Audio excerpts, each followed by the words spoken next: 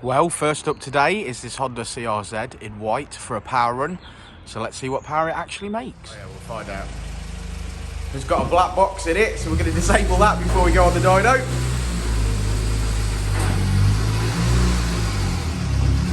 Elsa's insurance company will be giving him a call. I said it before and I'll say it again. Life moves pretty fast.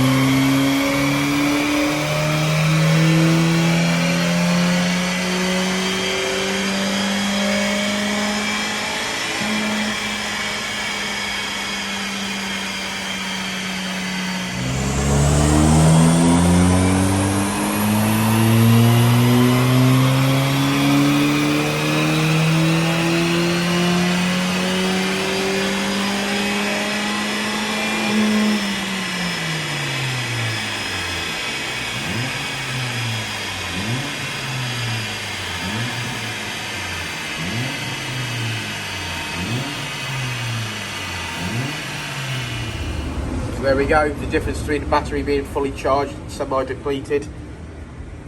So it's got 120, we'll call that 129 brake horsepower. It's better than mine.